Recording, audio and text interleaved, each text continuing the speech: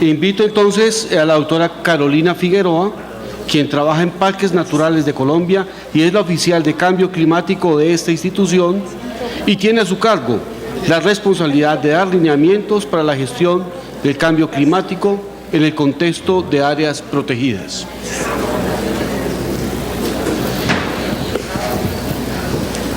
Bueno, muy buenos días a todos. En nombre de la Directora General de Parques Nacionales, la doctora Julia Miranda, les agradecemos por la invitación a este congreso y ella se disculpa, pues no nos pudo acompañar en este día. Yo les voy a hablar sobre bosques, áreas protegidas y cambio climático, pero voy a empezar con información generada acerca del Sistema Nacional de Áreas Protegidas y la función que tiene Parques Nacionales Naturales de Colombia. Entonces, Parques Nacionales tiene básicamente dos funciones.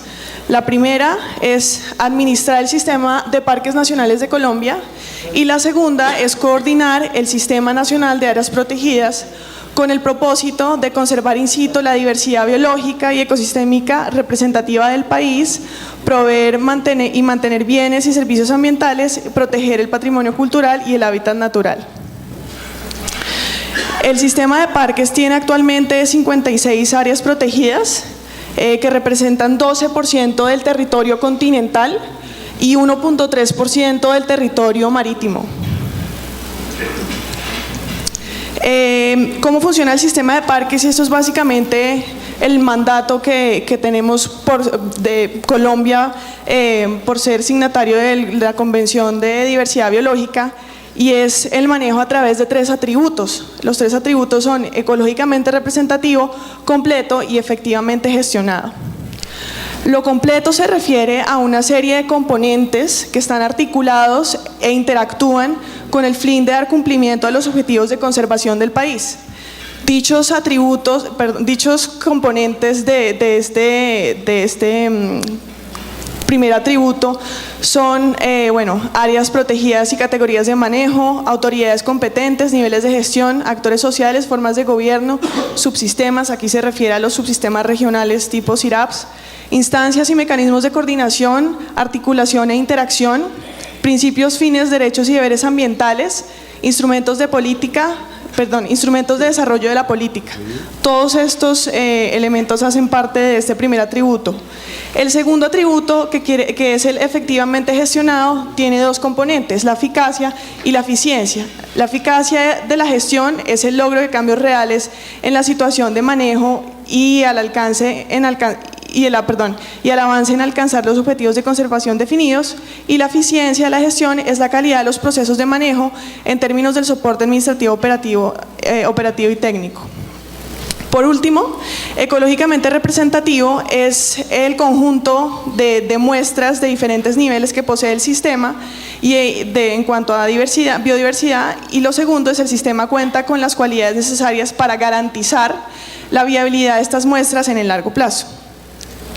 Bueno, ahora sí pasemos al tema que les propuse desde el principio, el papel de los bosques en las áreas protegidas en la gestión del cambio climático. Primero vamos a empezar con un marco conceptual del cambio climático, porque digamos las áreas protegidas son instrumentos eficientes frente al cambio climático. Por un lado tiene una serie de ventajas. Entonces, una de las primeras ventajas que tienen gobernanza en lo local para el manejo de los ecosistemas. Una segunda ventaja de las áreas protegidas es que poseen herramientas de manejo y marcos legales, al igual que capacidad de trabajo y experiencia técnica. Pues además las áreas protegidas son bastiones de biodiversidad, son núcleos para generar conectividad a escala de paisaje, conservan servicios ecosistémicos para el país, que ya lo hemos visto en las presentaciones anteriores, y esto hace también que sean medidas de adaptación y mitigación al cambio climático. Aquí les voy a mencionar unos pocos datos que tenemos del año 2003 por un estudio que desarrolló FEDesarrollo acerca de los servicios ecosistémicos que provee el sistema de parques. Entonces acá tenemos que aproximadamente el sistema abastece directamente al 31% de la población colombiana e indirectamente al 50%. El sistema de parques también incluye 4 estrellas hidrográficas del país.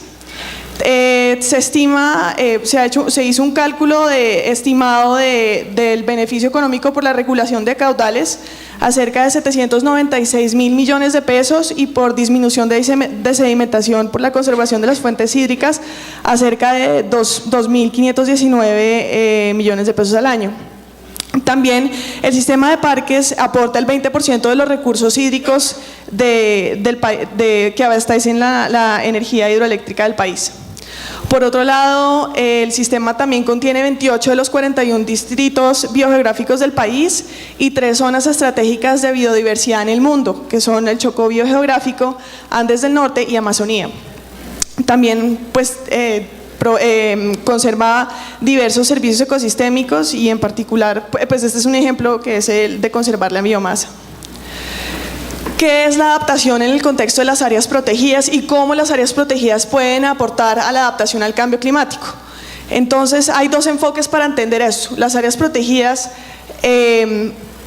son un apoyo a la adaptación al cambio climático a través de la adaptación basada en ecosistemas, porque permite la protección de los ecosistemas y la provisión de servicios ecosistémicos, y por otro lado, a través de la adaptación basada en comunidades, que es el trabajo que se hace, digamos, en casos de áreas cuando están en condición de traslado o en las zonas de amortiguación, se busca el uso sostenible de los recursos naturales y la disminución de las presiones en las áreas protegidas.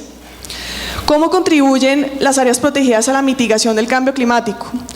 Que pues, a veces hay una confusión entre mitigación de efectos del cambio climático y mitigación del cambio climático, que quiere decir cómo se reducen las emisiones de gases de efecto invernadero. Entonces, los ecosistemas de las áreas protegidas en general, no solo los bosques, que es lo que nos trae, digamos, a esta reunión, ofrecen 2 funciones claves, y es el almacenamiento y la captura de carbono que se encuentra en la atmósfera. Cifras de los reportes internacionales de cambio climático, este es del IPCC, señalan que cerca del 20% de las emisiones globales de carbono provienen de la deforestación. Como les venía diciendo, los ecosistemas en general, incluyendo los bosques, son sumidero de carbono. En esta figura podemos ver, en esta columna, las emisiones de carbono en gigatoneladas. Vemos que la mayoría provienen de emisiones fósiles y otra parte provienen de la deforestación, bastante importante.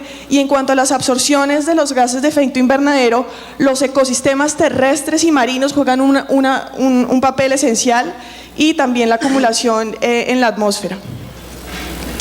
Es una gráfica que muestra las coberturas vegetales boscosas en el sistema de parques. Vemos que mayoritariamente tenemos el 90% que es bosque denso alto de tierra firme. Tenemos un 4% que es bosque denso bajo de tierra firme, un 3% que es bosque denso alto inundable, un 1% que es bosque galería y ripario, y aquí esta porción aquí que es inferior al 0%, pues es el resto que está aquí, que se describe ahí.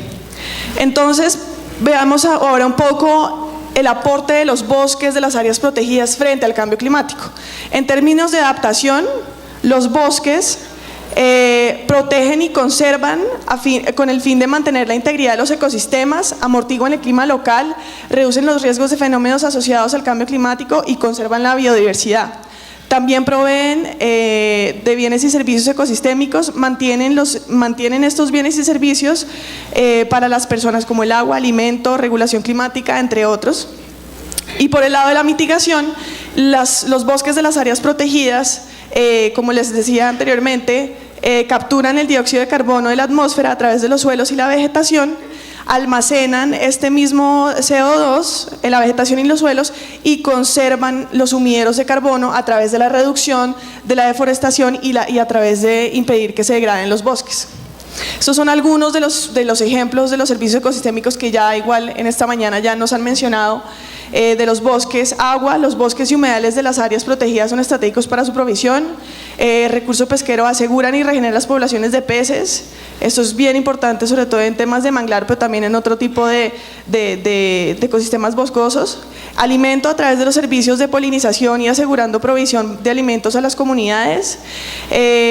También tienen un valor muy importante a nivel local de conocimiento tradicional, porque provee de alimentos, medicinas, y es el núcleo de prácticas culturales, así como otro tipo de prácticas para las poblaciones indígenas. Y yo creo que nuestro colega Abel nos va a poder hablar más de su experiencia en la región amazónica. amazónica.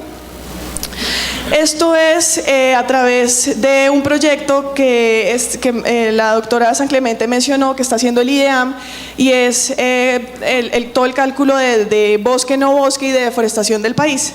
Entonces, este proyecto señala que en el país los bosques nacionales aportan 7.232 millones están almacenados de toneladas de carbono en los bosques naturales de Colombia. De acuerdo a esta cifra, se establece que aproximadamente los bosques de Colombia almacenan 120.8 toneladas de carbono por hectárea. En el sistema de parques, que aquí los tenemos en estos parches verde claro, el sistema de parques almacena casi el 16% del carbono de bosques del país. Y los parques que tienen mayor almacenamiento de carbono son Puinahuay y Chiribiquete, que son los que están con el círculo rojo.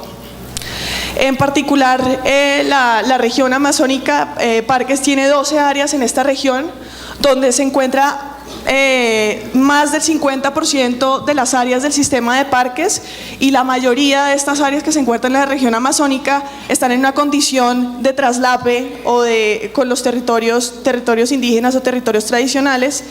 Y en esta región también es muy importante, que también lo señalaba la doctora San Clemente, la importancia de otras figuras de conservación, pues porque no solo hay parques nacionales en la Amazonía, también hay reservas de ley segunda, hay territorios colectivos. Bueno, pero no todo es color de rosa, nosotros también tenemos una serie de problemas. Este es el último estudio de efectividad que ha realizado el sistema de parques nacionales, donde se señalan las principales amenazas a nivel del sistema de parques. Digamos, pues aquí están enlistadas en función de su gravedad: la expansión de la frontera agrícola, la ganadería, la cacería, la tala y el leñateo, turismo, bueno, en fin, toda esta lista son las diferentes presiones que tenemos a nivel de las áreas protegidas. Tenemos diferentes tipos de estrategias para disminuir esas presiones, como una estrategia de cambio climático, estrategia de educación ambiental, estrategia de manejo de vida silvestre, investigación y monitoreo, restauración ecológica, control y vigilancia. Y bueno, ya por último, brevemente, quería comentarles acerca de un proyecto red que tenemos en el sistema de parques, que es la implementación temprana de Red Plus en la Amazonía colombiana, que tiene, bueno, el objetivo de este proyecto es evitar la deforestación y degradación en aproximadamente 418.000 hectáreas, en un área de referencia de 1.117.000 hectáreas en el departamento del Guaviare. Esto se hace básicamente en la región del área de manejo especial de la Macarena, y los componentes del proyecto son un ordenamiento del territorio de aprestamiento, que es la fase actual del proyecto, en donde se define el proyecto, se hace ordenación predial, diseño participativo y selección de alternativas sostenibles, y un segundo componente que son los estudios de carbono, que también es la fase actual, que se hacen mapas de bosques, deforestación, escenarios de referencia, estimaciones de carbono, potencial de reducción de emisiones, y los otros tres componentes son la implementación del proyecto, medición y reporte y verificación, y gerencia del proyecto. Muchas gracias.